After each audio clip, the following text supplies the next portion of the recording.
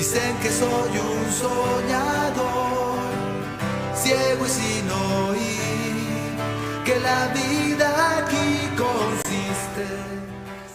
¿Están conectados? Hola, ¿cómo están? Ángel Flores, Cristi Rubio, Isaí Carmona, Juanita, gracias a Dios que ya están conectados. Pues ya estamos listos. Perfecto. Vamos a hablar de una jornada y le puse yo así que puedes poner ahí en tus notas. Una jornada de madurez. Madurez. Vamos de nuevo con la madurez. Indispensable. Lo que uno ve en la escritura, fíjense lo que les voy a decir. Tipológicamente e implementado en la iglesia, vamos a verlo tipológicamente, implementado en la iglesia y enseñado por los apóstoles, es notoriamente la intención de enseñar que esta palabra, esta salvación tan grande, tenía que producir, escuchen esto, tenía que producir una verdadera transformación en aquellos que habían recibido esta poderosa vida de Cristo dentro de ellos. Repito, no había otra intención. El Señor depositó a su Hijo, el Señor deposita su vida en su Hijo viene a la tierra, y ahora nosotros vemos que esta vida, y ahí empezamos con el primer principio, puedes apuntar allí, esta vida que Dios nos otorgó en Cristo Jesús, tiene una instrucción en su código genético, en la genética de esta vida que Dios te dio, puedes ponerlo así allí en tus notas. Uno de los códigos genéticos de esta vida que Dios me ha dado tiene una instrucción, tiene una intención. ¿Y cuál es? Es madurarme. Madurarme, ¿hasta qué? Hasta dar el fruto que el Padre desea. Es madurarme, ¿hasta qué? Hasta dar ese fruto del Hijo a través de mi vida. Esto es fundamental que nosotros lo entendamos. Por históricamente, o no saber cómo es el camino de madurez, fíjense, o por no saber cómo es el camino de madurez, o por caer en el engaño del sistema de este mundo, hoy tenemos desgraciadamente unos altos niveles de inmadurez. Tú y yo conocemos, hemos hablado de este tema muchas veces, lo hemos tocado desde diferentes perspectivas, pero hoy lo quiero volver a tocar y probablemente nos vamos a llevar, no sé, unas sesiones, porque lo quiero ver igual, desde el punto de vista de lo que nos deja ver el pueblo de Israel cuando sale de Egipto. El Señor lo mete, después de sacarlo de Egipto, de la esclavitud, de esa condición de esclavos, y teniendo la intención de llevarlo a la tierra prometida, de hecho prometiéndoles esa tierra donde fluye leche y miel. Interesante lo que hace el Señor, es que es pasarlos por un proceso. Y eso es importantísimo, que nosotros podamos extraer todo lo que nos deja ver esa estación. Porque si no vemos lo que nos deja ver esa estación, no vamos a poder disfrutar, y eso lo decíamos el domingo, no vamos a poder disfrutar a la manera de Dios y en la medida de Dios toda esa herencia que el Padre tiene para nosotros. Entonces, yo sé que tú, y tú que nos escuchas, si es la primera vez que te conectas y estás conectado fíjate, estás conectado con un grupo de personas, aquí no los veo a todos, pero estoy convencido que aquí hay un grupo de personas que hemos tomado la decisión, fíjense, de permitir, de rendirnos a Él.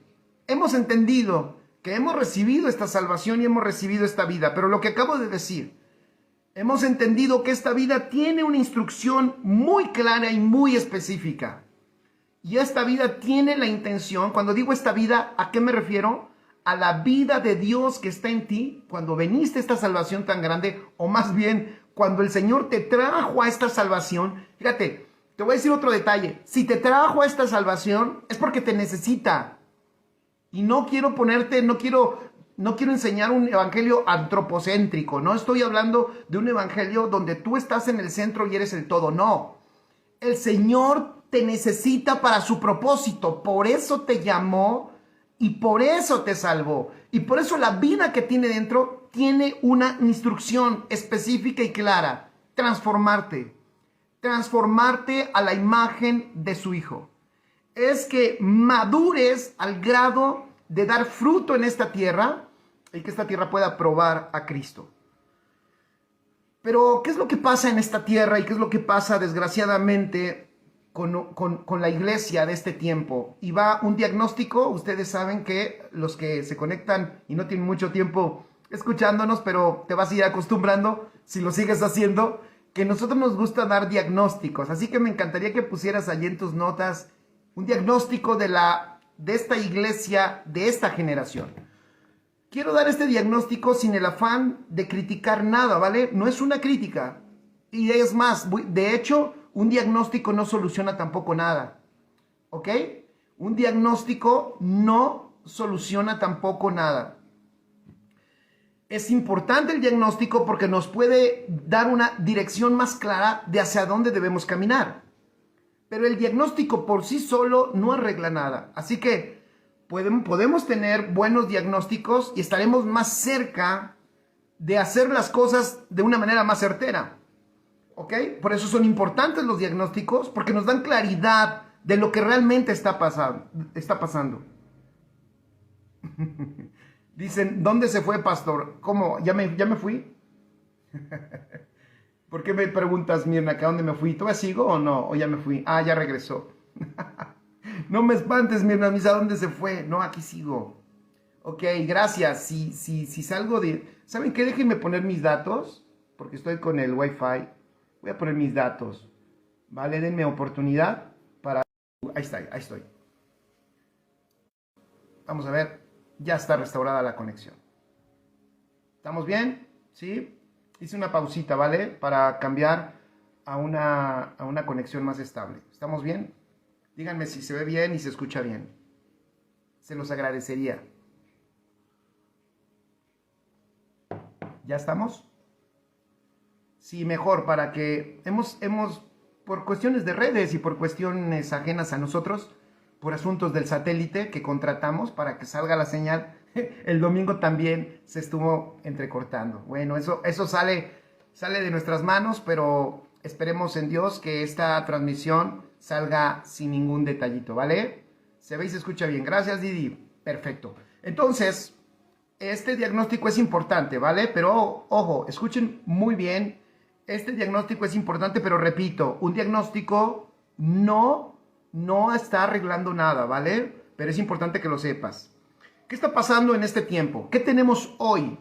Pon allí, te puede servir, se lo puedes compartir a otros.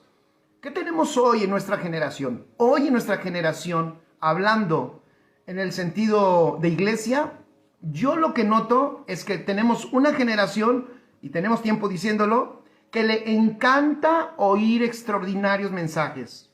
Es una generación que busca buenos predicadores. Es una generación que busca oír mensajes novedosos. Es una generación que le atrae una nueva doctrina. Es una generación que le atrae escuchar cosas que no había escuchado antes. Desgraciadamente, no tenemos hoy una generación que esté muy dispuesta a la repetición. Hoy no tenemos una generación que se detenga en algún punto en la edificación y que medite y que tenga la paciencia de decir, ok, esto lo estoy escuchando, nos lo está enseñando el Señor, pero no vamos a ir a otra estación hasta que esto no quede bien edificado en nuestra vida. Entonces, esta generación que hoy tenemos está muy deseosa de oír mensajes novedosos. Hoy las personas pagan incluso por tener experiencias. La gente busca una experiencia. La gente busca exponerse ¿a qué? A incluso, fíjense, buscan exponerse más a palabras, a circunstancias que los lleven a tener una experiencia más que a escuchar palabras que estén diseñadas para llevarlos a la madurez. O sea, esta generación, decía yo el domingo que hay un alimento, fíjense, está interesante porque uno lo ve ahí en la escritura, hay un alimento que es Cristo, no es diferente. El domingo hablé de 3, no voy a volver a decirlo, pero por ahí si tú quieres, pues como que amarrar esto más fuerte, sería bueno que vieras la transmisión que está aquí publicada en mi página del día domingo. El domingo estábamos enseñando que vemos 3 alimentos que el Señor le dio a su pueblo. Uno, para salir de Egipto, que fue el cordero. Otro, el maná que caía del cielo en el desierto. Y otro que iban a empezar ellos a disfrutar, que era la abundancia, la tierra donde fluye leche y miel. Ahora, esos 3 alimentos son Cristo. Que quede bien claro. Esos 3 alimentos son Cristo. Porque Cristo es todo. Amén. Cristo es todo. Esos 3 alimentos. Pero ojo, esta generación, y probablemente tú y yo, seamos honestos, saben que aquí hasta le pudiéramos poner aquí a la transmisión lo que callamos los pastores o lo que callamos los cristianos, porque somos sinceros, somos bien sinceros. Nosotros tenemos a veces tenemos un problema con la palabra formativa, que también es Cristo. El alimento que nos forma, el alimento que nos confronta, ¿sí o no? El alimento que nos deja ver cómo realmente somos. El alimento que nos enfrenta y que nos deja ver todas esas cosas que no son Cristo dentro de nosotros, y que ese alimento es tan poderoso, porque aparte ese alimento cuando nosotros lo probamos, lo comemos, se hace vida y obviamente trae el poder para desarraigar todo lo que no es Cristo. Pero nosotros tenemos que ser sabios, tenemos que rendirnos a Cristo en todo lo que Él nos ofrece como nutrición y aceptar y dejar que ese alimento que nos forma entre a nuestra vida a lo más profundo y nos transforme. Pero hoy tenemos una generación que dije que de hecho menosprecia, fíjense, esta generación menosprecia las palabras que están diseñadas para su madurez. Ellos quieren experiencias. Otra característica de lo que vemos en este tiempo tiene que ver, escribe allí, con el evangelio. El evangelio que se predica. ¿Qué evangelio se predica hoy? Desgraciadamente, no todo, yo veo que está cambiando y que lo está haciendo el Señor con contundencia, incluso ya con una mayor velocidad. Yo noto que el Señor nos está dando, el Señor está transformando nuestro corazón, a los que nos permite soltar una palabra, a los que nos permite predicar, nos está enseñando, nos está aclarando muchas cosas. Sin embargo, todavía la iglesia está afectada por un evangelio cuyo centro, escribe ahí, cuyo centro está puesto en suplir sus necesidades humanas. Lo digo con respeto, pero lo vemos también es notorio en las redes sociales.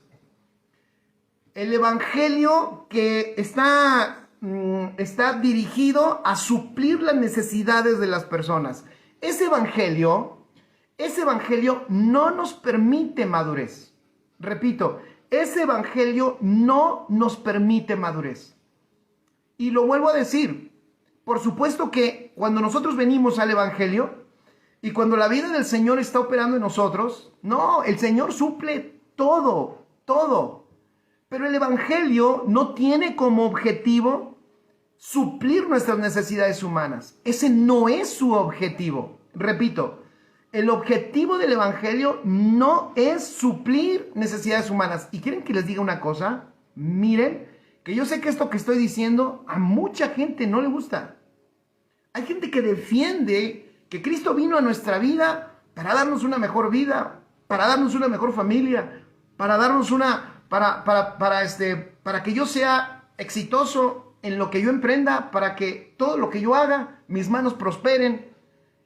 Y ponen todas esas cosas como el motivo por el cual hoy tenemos esta salvación tan grande. Perdón, lo siento mucho, pero ese no es el motivo. Ese no es el motivo del evangelio. El evangelio no tenía la intención de darte a ti y a mí una mejor vida. No, de hecho el evangelio tiene la intención de que se te imparta la vida. La vida. Porque la vida es un ser, la vida es una persona, la vida es Cristo. Y esa vida, esa era la intención de Dios, que se te impartiera esa vida. Entonces, el problema que nosotros tenemos en este tiempo es que por causa de esta distorsión de evangelio, esta distorsión del mensaje, sucede ahora otro detalle que también trae demasiado freno. Y es que las personas al no madurar, tienen problemas. Hay muchos problemas interpersonales. Lo digo con respeto, ¿vale? Ok, voy a decir, yo sé que a muchos los conozco, de los que están conectados, y a muchos no, a la mayoría no les conozco, ¿vale? Y los que me conocen saben que yo no soy un chismoso, perdón, así soy de sincero, ¿va? Y no me ando metiendo en la vida de las personas. Yo no ando buscando diciendo, ándale. Y ni siquiera en las redes de que, ¿qué publicó Paola? Paola. Oye, Paola, ¿por qué publicaste esto? No, eso no pongas. Yo no lo hago. Gracias, Marilu, dice, cierto. Gracias, Marilu. Marilu Shankopinka. Querida Marilu, me conoce de hace muchos años. Ella me conoce de hace muchos años y sabe que yo no ando metiéndome, ¿vale? Pero voy a decir algo. Oigan, este problema, hoy hay un grave problema en esta generación porque la gente tiene demasiados problemas entre personas. Hay mucho problema interpersonal. Y esa es una consecuencia del grado de inmadurez que se tiene en la iglesia de hoy. Y sí, yo sé que tú y yo y todos hemos tenido experiencias en las congregaciones en donde hemos estado. Y yo sé que tú y yo hemos tenido dificultades, hemos tenido roces, hemos sufrido desilusiones, nos han traicionado, ¿por qué no decirlo? Nos han usado, muchas cosas han pasado en nuestro caminar, en esto, ¿cómo decirlo? Estoy tratando de ser respetuoso, pero en nuestro caminar cristiano, si me lo permiten, así que ya saben que yo pongo siempre el punto de que más que cristianos nosotros somos hijos de Dios. Pero en nuestra experiencia en la iglesia congregacional, lo que yo observo es que hay mucho problema mucho problema interpersonal y eso causa retraso.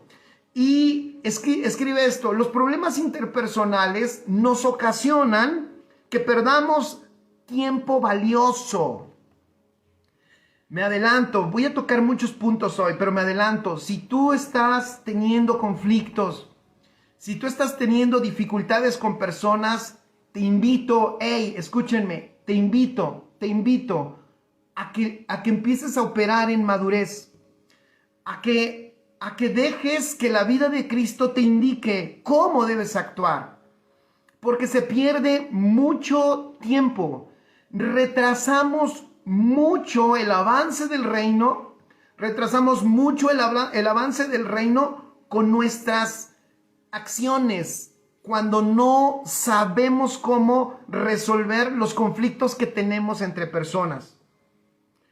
Y nos roban un valioso tiempo que la vida nos ha otorgado. ¿Ustedes conocen personas que se enojaron y permanecen enojadas no por un día, ni por dos, ni por una semana, sino pasan meses, pasan años y siguen molestos?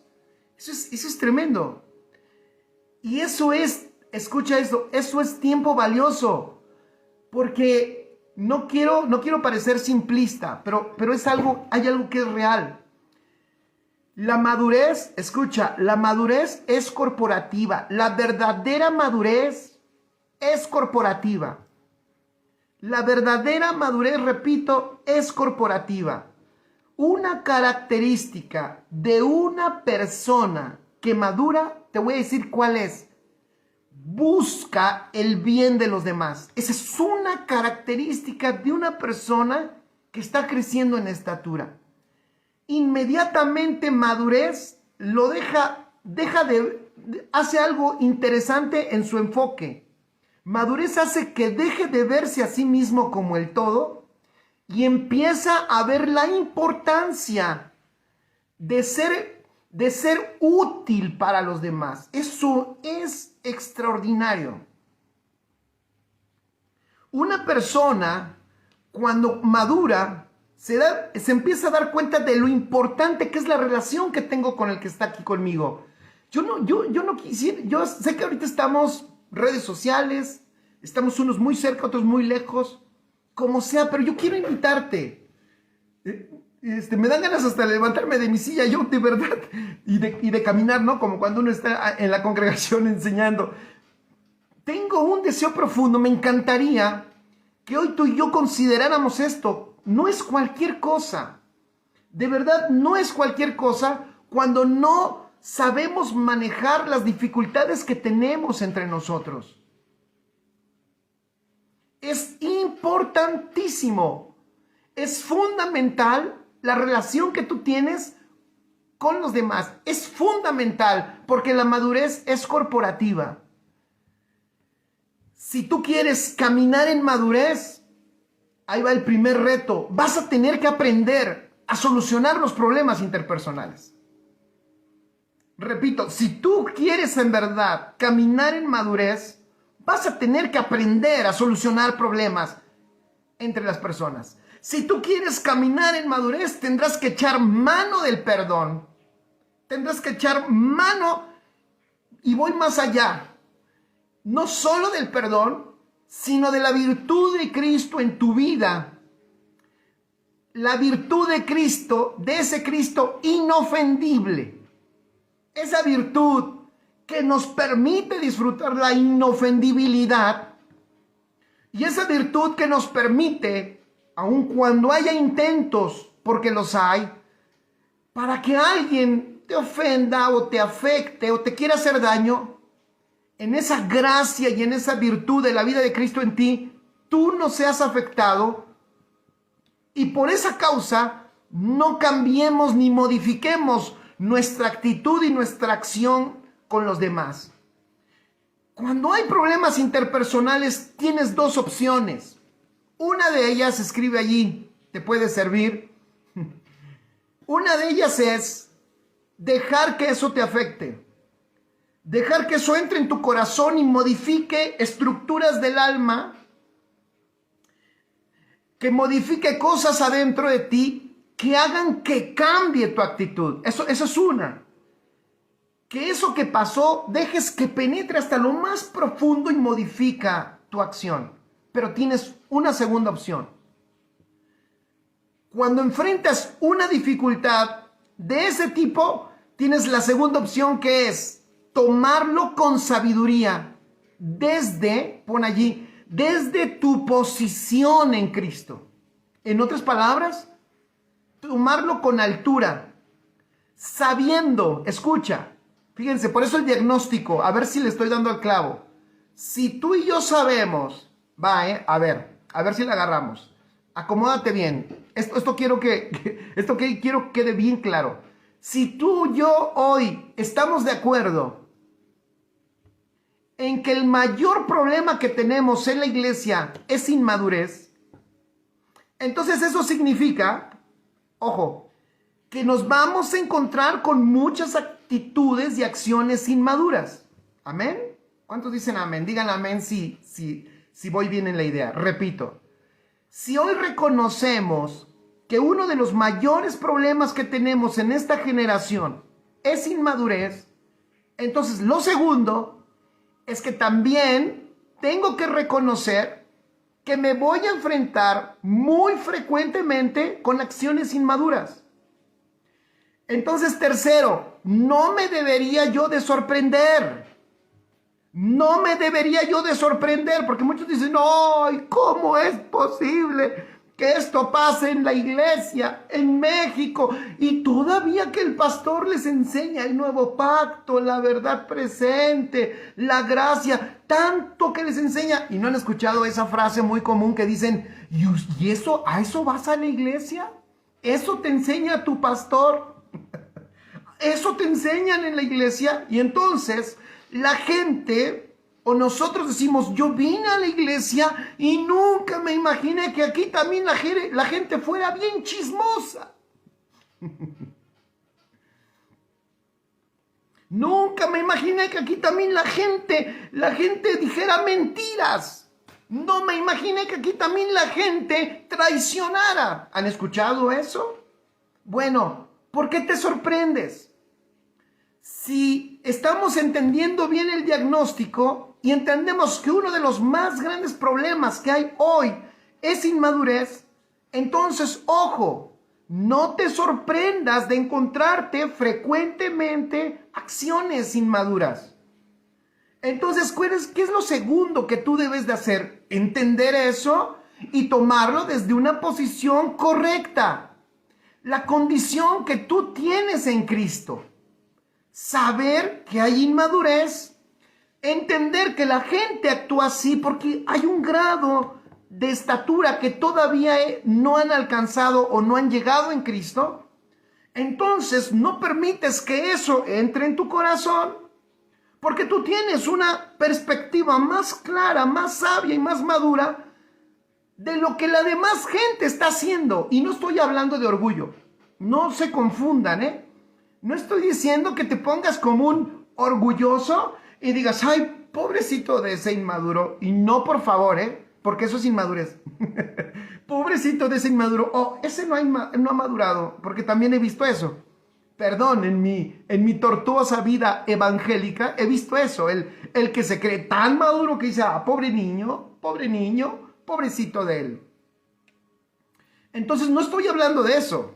Estoy hablando de que tu actitud, sigo con la segunda opción. La primera opción es que cualquier acción inmadura te afecte a lo profundo de tu corazón. Y frecuentemente estás herido y frecuentemente estás afectado. Pero la segunda opción es de que en la madurez que tienes en Cristo, no estoy hablando de orgullo, tú puedas, fíjate, por tu acción correcta, ayudar. Pon atención a esto. Ayudar a que el otro madure. Extraordinario.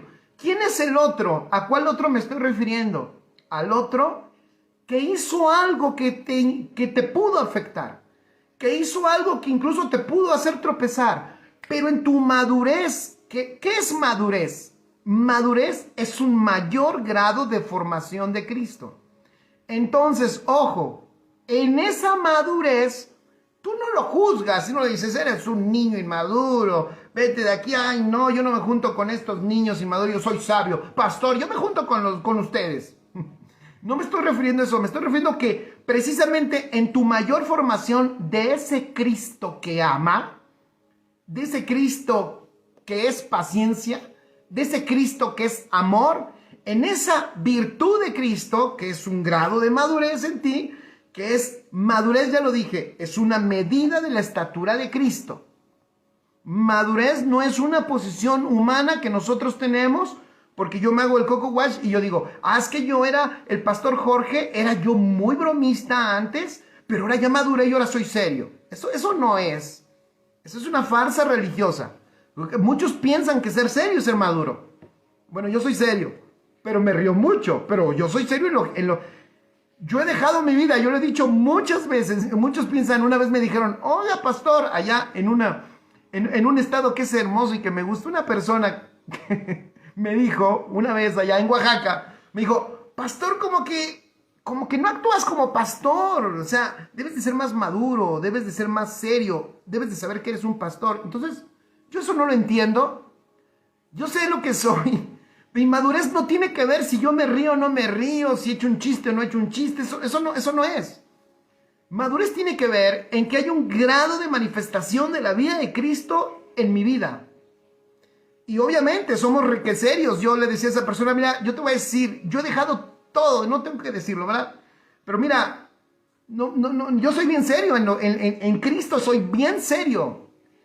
Yo no tengo plan B, yo no tengo plan C, yo no estoy de que si Cristo no funciona, pues voy acá. Si no funciona servir al Señor, pues me dedico a otra cosa. No, no, Señor. Nuestra vida está entregada a Él. Y eso es serio, y eso requiere fe. Y en eso estamos, y lo disfrutamos.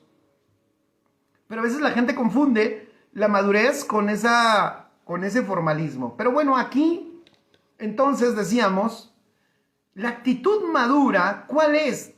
Cuando una acción de inmadurez te puede afectar, es que tú ayudas, fíjate, tú ayudas a que el otro pueda madurar. O sea, manifiestas un grado de madurez, ves desde una perspectiva correcta lo que está pasando, no te afecta porque tienes un diagnóstico correcto. No te sorprende porque lo dije hace un rato. ¿Por qué me voy a sorprender? ¿Por qué me voy a sorprender de acciones de las personas así si yo sé que ese es un problema que tenemos hoy como generación? Entonces, ¿qué es lo que yo tendría que hacer?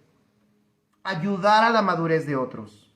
No sé si logré dejar claro este punto con el que todavía me estoy introduciendo para la jornada de madurez a la que el Señor nos quiere llevar.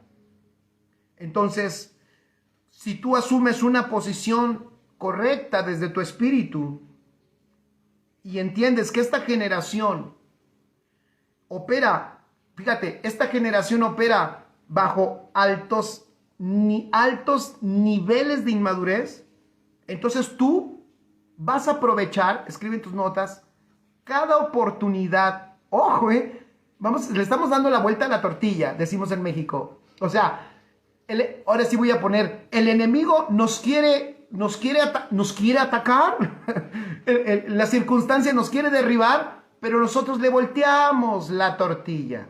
Y entonces, en vez de que eso sea una oportunidad para que me lastime, aprovecho esa oportunidad para colaborar con el Espíritu Santo y ¿qué? Impulsar a esa persona, ayudarle a esa persona a que vayan a un mayor grado de madurez. Extraordinario. Entonces, el Señor, yo veo una jornada de madurez, escribe allí, que nos deja ver el Señor en el desierto. Y vamos a ver un poco algunos aspectos interesantísimos, importantísimos, para llevar a la madurez, para trabajar en el corazón de este pueblo que había el Señor sacado de Egipto. Vemos nosotros algunas estaciones a las que ellos van que son interesantísimas.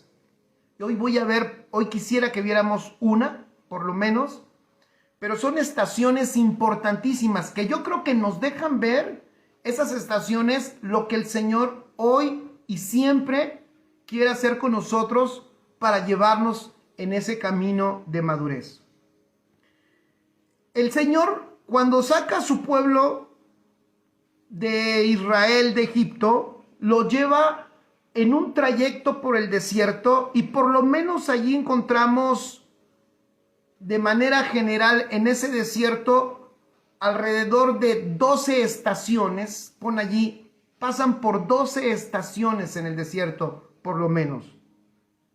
Cada una de esas estaciones que ellos tienen son interesantes porque nos dejan ver diferentes aspectos que Dios está tratando con ellos.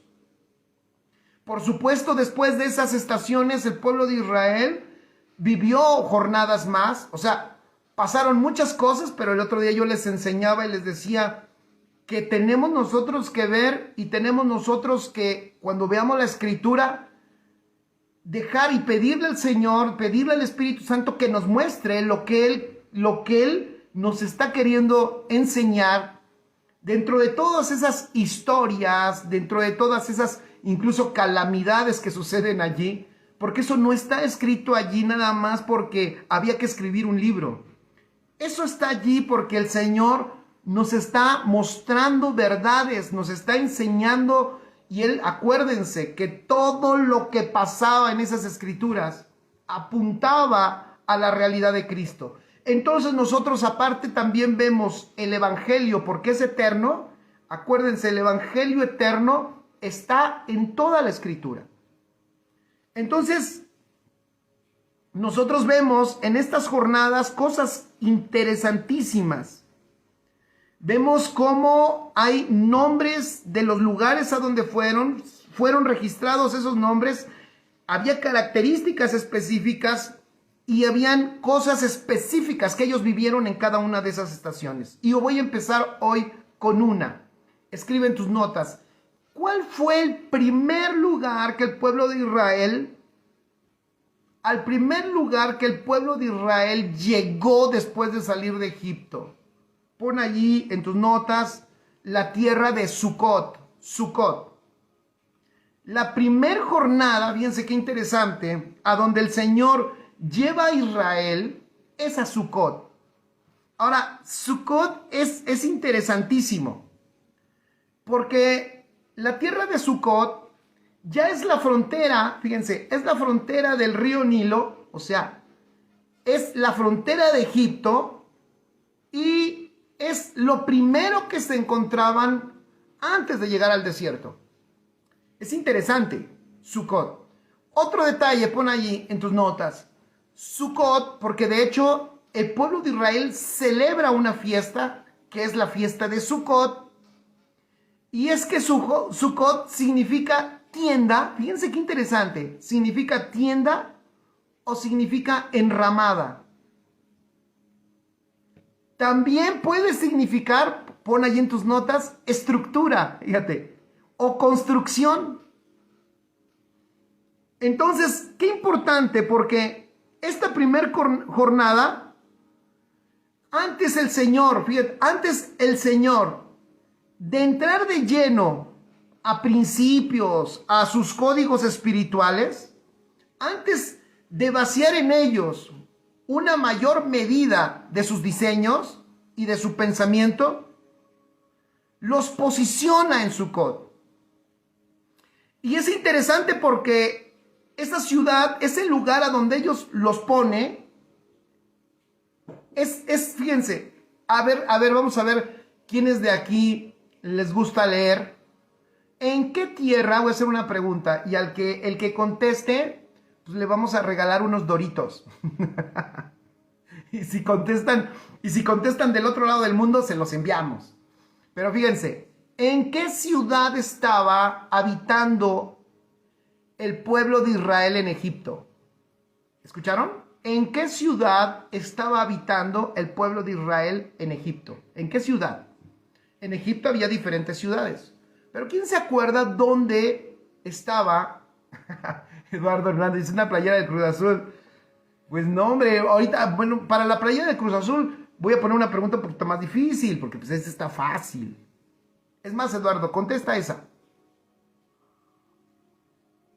¿En qué ciudad, fíjense, en qué ciudad habitó el pueblo de Israel en su estancia en Egipto? Y les voy a dar otra luz. Fue la ciudad, ese lugar es el que José decidió poner a su familia en ese lugar. Y ahí ellos se multiplicaron.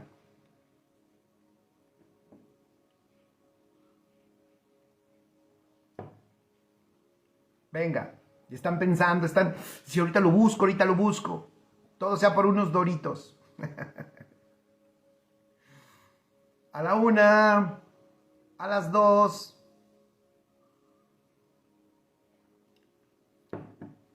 Dice Ofe López, dice que todo lo que fue escrito es para nuestra enseñanza y edificación. Así es, todo lo que está escrito fue para nuestra enseñanza. Hablando de lo que decías un rato de las escrituras. Carmen Niebla dice, la madurez nos hace pasar por alto las ofensas, las críticas, saber perdonar, no tener rencores, porque somos maduros y no nos afecta en absoluto. Amén. Así es, Carmen, así es. No lo tengo, dice Fabrián y Sánchez, no lo tienes. Yo pensé que ya lo tenías ahí, Fabrián, y yo pensé que ya lo tenías. Ok, la ciudad donde ellos estuvieron se llamó Gosén. Pon allí Gosén. Y de tarea, a todos los discípulos, de tarea, busquen las características de Gosén. Interesantísimo. Perdieron los Doritos. Gosén, ojo, era la mejor tierra en Egipto. Ese es otro tema, pero qué interesante. Allí en Gosén fue donde José puso a su familia. Y ahí se multiplicó el pueblo, en Gosén. Era la tierra más fértil, estaba a orillas del Nilo. Y te voy a decir, y a Egipto, a los egipcios les convenía que Israel estuviera en Gosén. ¿Por qué creen? Porque allí los iban a poner a trabajar para que produjeran más, porque al final ellos terminaron siendo esclavizados. No los sacó Faraón de Gosén porque le convenía a Faraón que ellos estuvieran produciendo y produciendo y produciendo. Ojo, fíjense, trabajando, produciendo en la mejor tierra, pero de Egipto. O sea que había en esa tierra buen alimento, había en esa tierra recursos, pero el precio era esclavitud. Entonces, interesante porque Gosén era una de las tierras más productivas de todo Egipto. Entonces, podemos decir que ellos estaban, fíjense, ellos estaban siendo explotados, pero, ¿y eso no te parece a lo que hace el mundo hoy? Estaban siendo explotados, pero tenían sus beneficios. Eran esclavos, pero tenían sus beneficios de productividad. Escribe, Sucot es un punto de transición. ¿Y ya vieron? Fíjense qué palabra nos estamos encontrando. Transición. Fundamental. Hey, si tú nos escuchas, si tú estás viendo esta transmisión, en el momento en que la veas, puede ser en vivo, en retransmisión, y has venido a Cristo, escucha esto. Porque el Señor nos pone todo lo que vamos a estar viendo. No es la estación del pueblo de Israel, porque a Dios se le ocurrió a ese pueblo pasarlo por allí. Y alguien dirá, ay, qué bueno que yo no fui a Israel. No, espérame. Es que así como a Israel lo pasó por esas estaciones, porque es el camino, es la jornada de la madurez, así el Señor te va a pasar a ti. ¿Qué es lo que te estoy diciendo? Cuando vienes a Cristo, o más bien cuando el Señor te trae, hey, no olvides, te va a poner en una jornada de transición. ¿Me escuchan? Te va a poner en una jornada de transición. Por eso dije hace un rato que el evangelio que vende y que predica, que lo que hace el evangelio contigo es darte una vida. Es que mira, ven porque Dios te va a prosperar. Ven porque Dios te va... Estamos cometiendo un grave error. No estamos entendiendo el evangelio. El evangelio, vuelvo a decirlo, no es para traerte beneficios humanos, aunque es el beneficio colateral, aunque es resultado de la poderosa vida de Cristo, pero tenemos que entender el proceso de la madurez, porque muchos es donde por el evangelio, fíjense, a ver si me estoy explicando, por el evangelio distorsionado que se les predicó, cuando el Señor los saca de la condición en donde estaban y los pone en transición, fíjense, los pone en transición, porque ¿qué es Sucot? Mira, Sucot era la tierra que todavía no era desierto, pon allí, todavía no era desierto, pero ya no era Gosén. Ya no era Gosén. Ya no había tanta agua como en Gosén. O sea, la tierra ya no daba tanto. Era la puerta al desierto.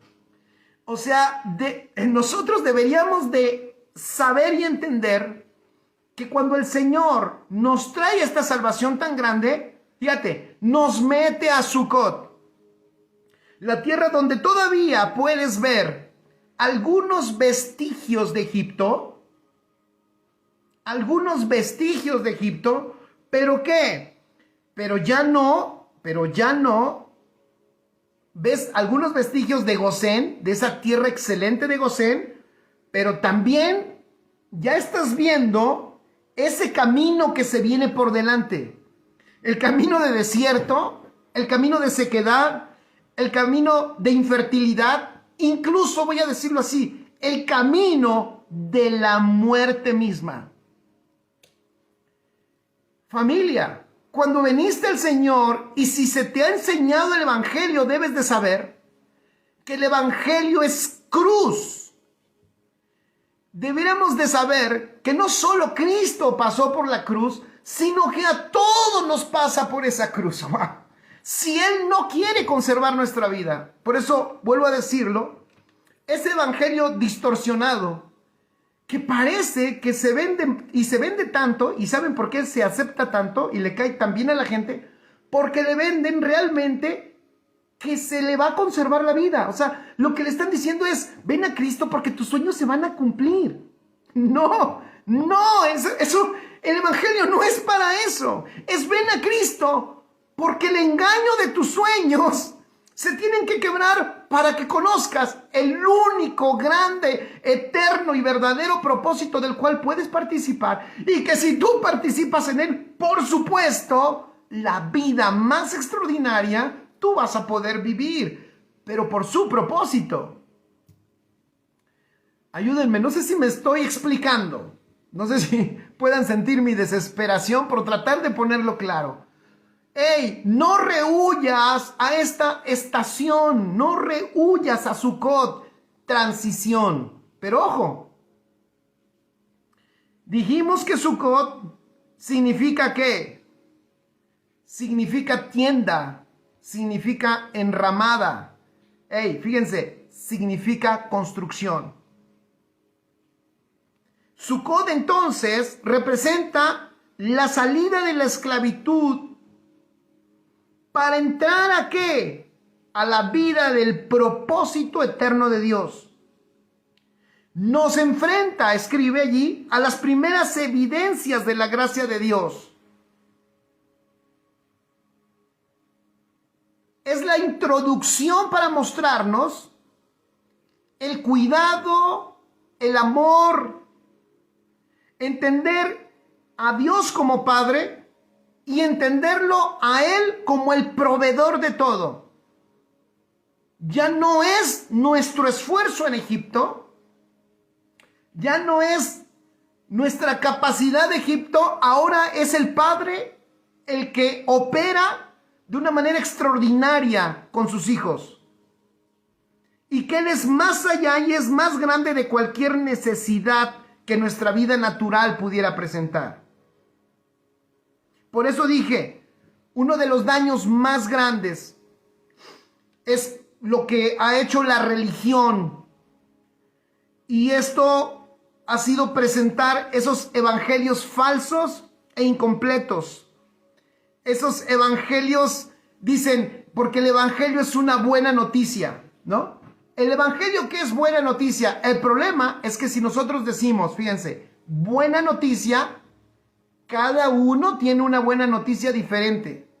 Para unos una buena noticia es poder tener el hijo que nunca han tenido. Para otros una buena noticia es tener la casa que siempre han deseado. Para otros una buena noticia es una promoción en algún lugar. Para otros una buena noticia puede ser tener una iglesia muy grande. Para unos buena noticia es que les digan ya no estás enfermo, ahora eres sano. Pero el asunto es que cuando el evangelio es cierto, significa buena noticia, ¿a qué buena noticia se refiere? Es por eso esa palabra evangelio como buenas noticias debemos de manejarla con cuidado, porque si no sabemos a qué buena noticia se refiere, entonces es allí donde hay una distorsión y donde las personas, fíjense, por eso el pueblo de Israel le pasó, ¿se acuerdan? Cuando ellos ya están en libertad, pero están enfrentados en un desierto, ¿qué es lo que dicen? Regresémonos a Egipto. Allá comíamos. Allá teníamos. Claro, éramos esclavos. pero había carne, había ollas. Claro, éramos esclavos. No teníamos voluntad, no teníamos nada, estábamos sometidos. Fíjense qué tremendo. Pero teníamos comida. En otras palabras, lo que había en el fondo de su corazón, te voy a decir que era una expectativa que no se cumplió. Estaban decepcionados. Tenían otra expectativa. El evangelio que predicamos, pon allí en tus notas, el evangelio que predicamos no debe dar falsas expectativas. No debe ocasionar falsas expectativas. Hay que hablar el evangelio como es, para lo que es, en el propósito en el cual se nos dio, para que tenga el efecto por el cual tú estás escuchando el evangelio. ¿Por qué tú estás escuchando hoy el evangelio? Fíjate, ¿para qué Dios hoy en este momento, y cuando tú escuches a otros mejores edificadores, por supuesto, y que Dios te da la oportunidad gloriosa, eterna, eres un privilegiado, poder escuchar la palabra de verdad? Nada más te voy a hacer una pregunta. ¿Para qué el Señor te permite escuchar esa palabra? ¿Para qué el Señor te permite oír ese evangelio? Discúlpame. El Señor no te está entreteniendo. El Señor no te está dando como que papilla para que estés alimentado y sigas existiendo. No. Si el Señor te está permitiendo escuchar ese evangelio, es porque Él quiere que este evangelio produzca algo en tu vida. Este evangelio tiene el poder de transformación. No me avergüenzo, decía el apóstol Pablo. No me avergüenzo del evangelio porque es poder de Dios. Si el Señor te permite y te ha permitido escuchar este evangelio, definitivamente es porque tiene un interés contigo. Es porque te necesita. Por eso te salvó. ¿Te necesita para qué? Para su propósito.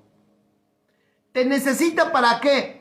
Para que el Hijo, su Hijo, habite en ti y se manifieste en esta tierra. Eres privilegiado. Pero nosotros tenemos que enderezar la nave. ¿De qué concepto tenemos nosotros de la buena noticia? Si tú no entiendes cuál es la buena noticia, ok, escribe esto, este principio te va a servir. Entender la mala noticia que precede al evangelio, repito, entender la mala noticia que precede al evangelio es de alta importancia para marcar un rumbo claro de madurez y crecimiento espiritual. Repito, entender la mala noticia que precede el evangelio es una necesidad de alta importancia para marcar un rumbo claro de madurez y crecimiento espiritual. No puedes tú disfrutar y entender la magnitud de la buena noticia si no sabes cuál era la mala noticia. Si no comprendes cuál es la mala noticia, tu concepto de buena noticia será muy diferente. El ejemplo nos lo da Jesús y nos lo da con la cruz. Fíjense, cuando Jesús antes de ser crucificado, fíjense, Jesús antes de ser crucificado, se rodeó de multitudes. Multitudes lo rodearon, ¿sí se acuerdan? Miles de personas. Y lo seguían y lo rodearon por un motivo. Porque Jesús mismo lo dice. Se los dijo. Ustedes me siguen porque les doy de comer. Entonces cuando Jesús, ojo, cuando Jesús se presentó a ellos como la solución a sus necesidades, nunca faltaron personas. Siempre hubo mucha gente a su alrededor. Ojo, cuando ellos interpretaron que Jesús suplía sus necesidades, la gente lo seguía, lo rodeaba, lo apretaba y no lo dejaba. Pero ¿saben qué? Jesús no vino a solucionarles esas necesidades. ¿Por qué? Después se los dice, ustedes me siguen porque les doy de comer.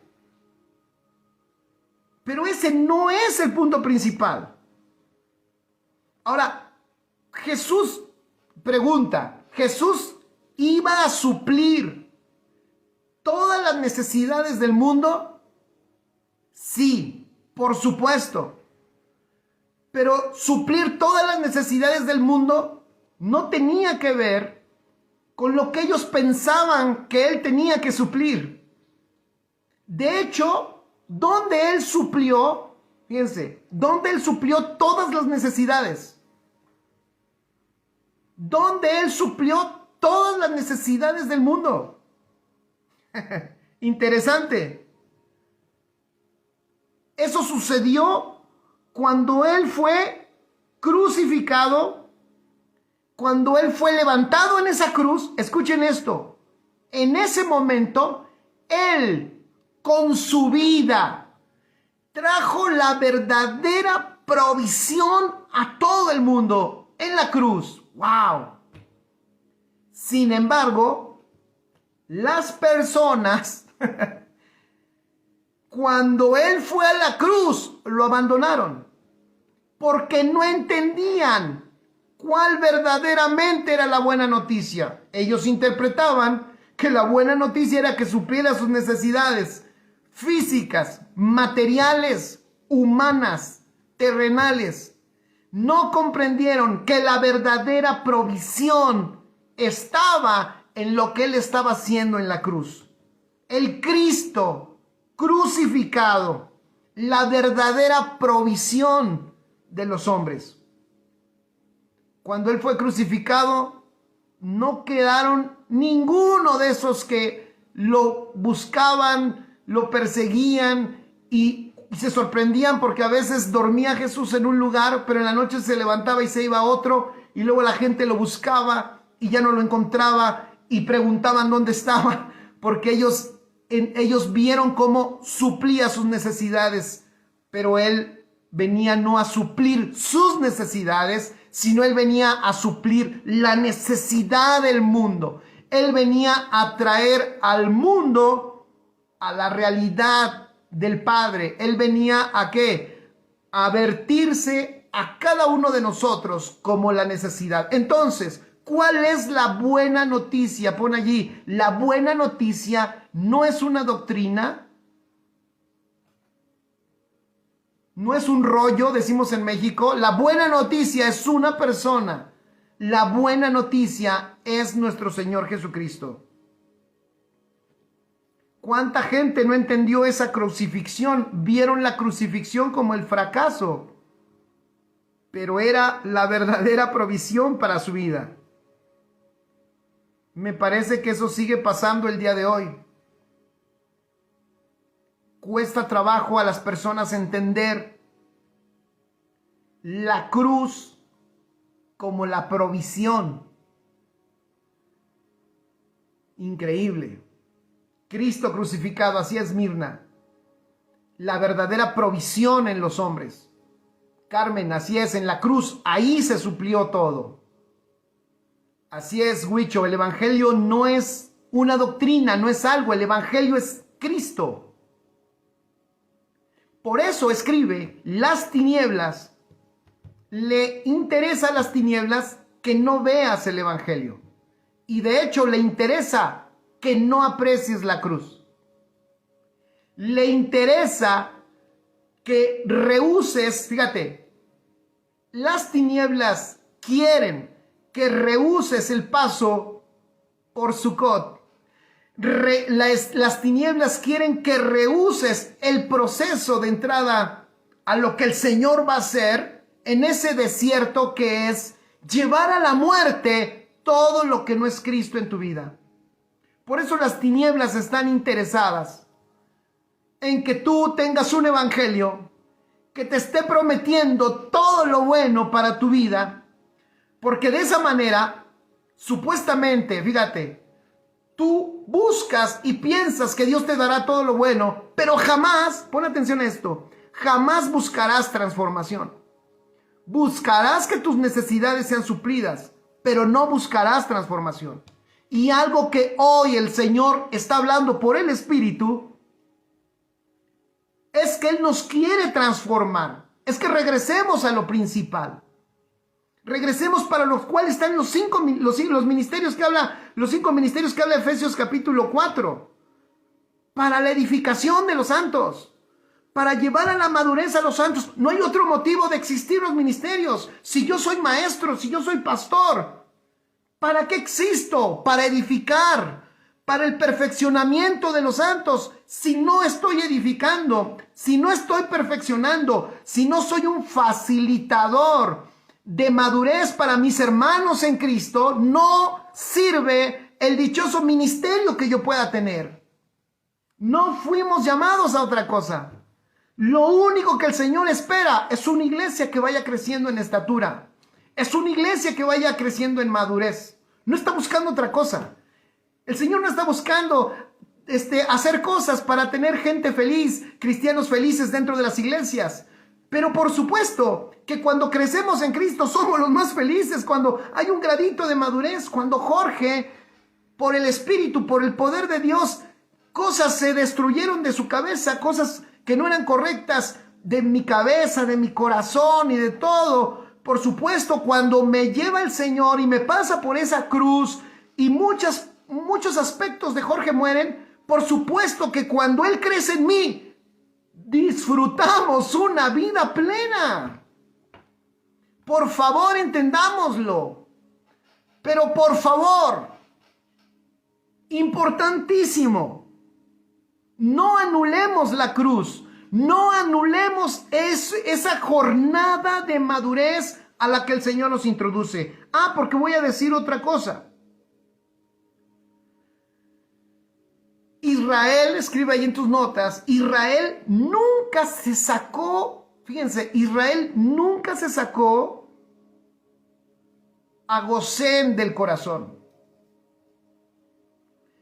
Por eso hoy tenemos que enseñar y pedirle al Espíritu Santo que nos ayude a trazar correctamente la palabra de verdad y enseñar correctamente el evangelio correcto. Porque si no, vamos a condenar a esta generación a una inmadurez crónica.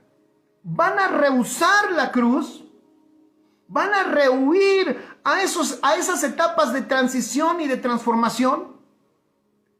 Y cuando no vean, fíjense, cuando no vean beneficios económicos, cuando no vean esos beneficios que el mundo busca, es increíble que nosotros, no siendo de este mundo, porque no somos, estamos en el mundo, pero no somos del mundo, ¿cómo es posible que en el fondo ese evangelio distorsionado nos hace buscar las mismas cosas del mundo? Y eso lo que está provocando es una inmadurez crónica. Gracias, Mirna, totalmente. La madurez es disfrutable. Es lo más disfrutable, porque no hay nada mejor que la vida de Cristo desarrollándose en nosotros. Israel nunca se pudo sacar Gosén de su corazón. No pudieron superar la salida de Gosén. Cuando ellos vieron el desierto, recordaban las tierras fértiles de Gosén. Ellos no pudieron sacarse de la cabeza, de la mente, la imagen de que tenían provisión, de que tenían recursos. También eran esclavos, pero tenían provisión y tenían recursos. Vivían una vida según estable. Por eso, escribe ahí, la importancia de Sukkot. Y con esto voy a terminar. Porque Sukkot, dije hace un rato, significa, qué interesante, enramada, tienda, construcción. Sukkot, escribe en tus notas, en esta jornada de madurez, es una jornada, empieza el Señor antes. Escuchen esto, porque también hay gente que dice, oiga, pastor, ¿cómo ellos, oiga, pastor, escuché a un predicador, escuché a alguien, a un edificador, wow, qué tremendo enseña, y uno luego se pregunta, ¿cómo puedo yo aprender eso? Yo quiero entenderlo así, Señor, yo quiero que a mí me reveles como le revelas al hermano. Ya, haz lo mismo conmigo. Sí, es que eso es una construcción, pero antes de esa construcción, el Señor tiene que derribar la construcción que traes de Egipto. ¿Están aquí? Sucot representa también, escribe, arrepentimiento. Sucot representa también la circuncisión del corazón. En otras palabras, el Señor, vean qué extraordinario, el Señor cortando con su amor, pero con su poder y con su palabra que penetra hasta lo más profundo de nosotros, rompiendo y cortando la carne. Eso significa la circuncisión del corazón. Es de nuestra intención que tuvimos en la vida, nuestras intenciones humanas, terminar con ellas para meternos en su propósito eterno.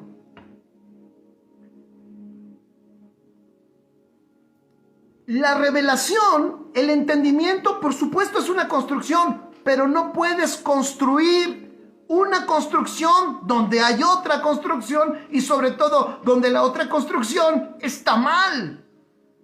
Dios no va a construir su verdad sobre cimientos falsos. Y aquí me parece una clave, porque esta es una clave de madurez. Yo he escuchado y siento y he sentido el corazón de algunos que dicen, yo en verdad no sé por qué no avanzo.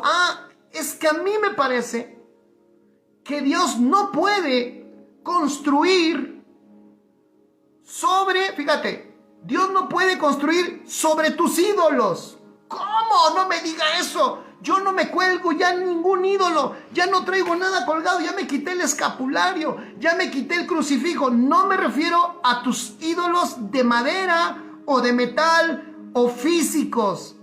Me refiero a tus pensamientos que te han gobernado, que tú los has adorado y que no permites que sean quebrados. Y además, adentro también de tus conceptos, sigues anhelando, sigues queriendo lo mismo que querías cuando estabas cuando estabas en Gosén, cuando estabas en Egipto.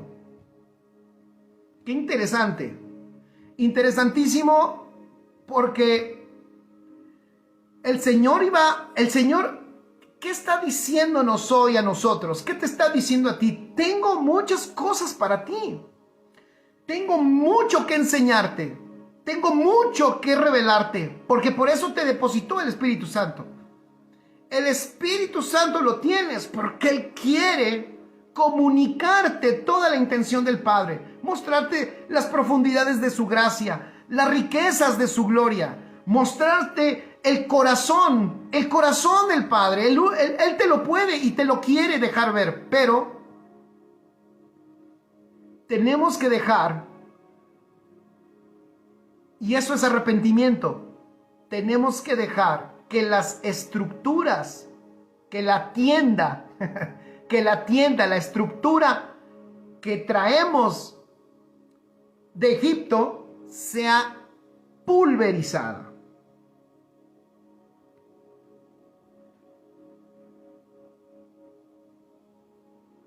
Wow.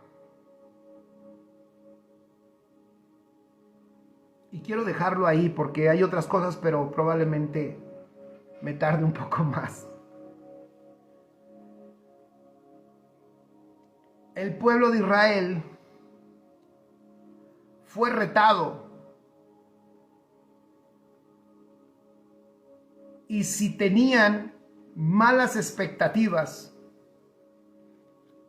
por eso hoy pasa muy frecuente.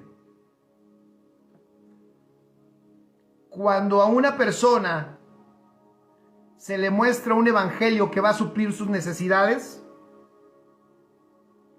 Cuando la persona no ve su necesidad, cuando una persona no ve su necesidad suplida, se decepciona y dice, Dios no funciona. Pero cuando una persona, fíjense, ahí viene el otro engaño, viene el evangelio para que Dios supla sus necesidades, ojo, y sus necesidades son suplidas, también pierde la fuerza y la motivación para buscar y seguir creciendo en el conocimiento del Señor. ¿Por qué? Porque tiene lo que tanto anhelaba.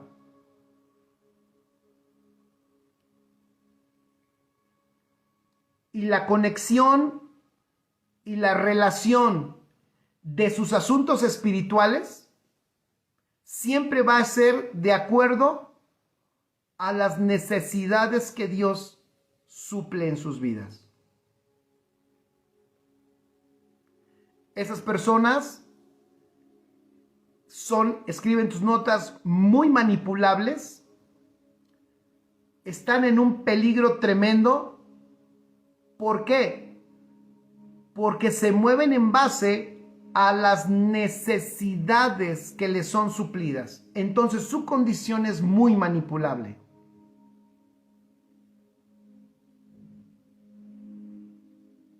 Por eso hay que enseñar a la gente, a todo el mundo, hay que enseñarles la buena noticia. Hay que enseñarles a Cristo. Él es el mayor, el mejor, el más glorioso bien que ha venido del cielo a nosotros para hacer lo más extraordinario, librarnos de nosotros mismos, impartirnos la vida de Dios, destruir todas nuestras enramadas y nuestras construcciones erróneas, edificar un nuevo pensamiento, llevarnos a la verdadera productividad, y no solo productividad, a gobernar como Dios gobierna, a superar cualquier circunstancia. ¿Por qué? Por el poder de la vida de Dios que habita en nosotros en Cristo Jesús. Por eso, esta jornada es indispensable. Si tú no tienes mucho, o aunque tengas mucho en el Evangelio, si tienes o no tienes mucho, no rehuses a Sucot. El lugar en donde ¿qué? El lugar en donde es destruida, el lugar en donde es pulverizada la construcción de la esclavitud, y donde el Señor empezará a construir la nueva realidad en Cristo. Y eso es extraordinario. Amén. La próxima semana seguiremos con esta jornada. Así que no se te olvide conectarte. Y sobre todo, conéctate en el Espíritu. Escucha el Espíritu de Dios que está en ti. Disfruta el Evangelio. La buena noticia, la provisión del cielo a tu vida, que es Cristo. Y disponte, toma una decisión de caminar la jornada de madurez. Toma una decisión. Madurez no es casual, es intencional, totalmente intencional. Madurez no se da por ósmosis. No te duermes inmaduro y despiertas maduro. No, es intencional. Saca a Gosén de tu corazón. Esa supuesta prosperidad, esa supuesta seguridad, no es nada con lo que el Señor tiene para ti, porque eres su hijo. Y además, ya no esclavo, sino hijo y heredero en Cristo Jesús. Heredero de Dios y coheredero con Cristo. Nada que ver la condición que hoy tienes en Cristo con lo que vivimos allá. Amén. Papá, muchas gracias.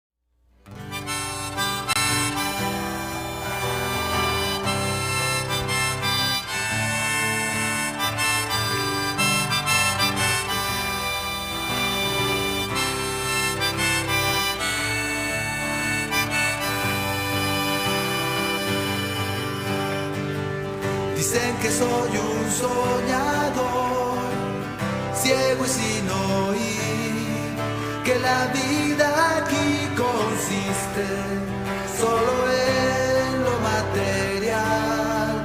Mas si eso es lo que soy, Señor, tú me cuidarás. Yo solo quiero ser como el Cristo de Nazaret. Vamos a cantar como Él, yo quiero ser. Como Él, yo quiero ser. Como Él, yo quiero amar.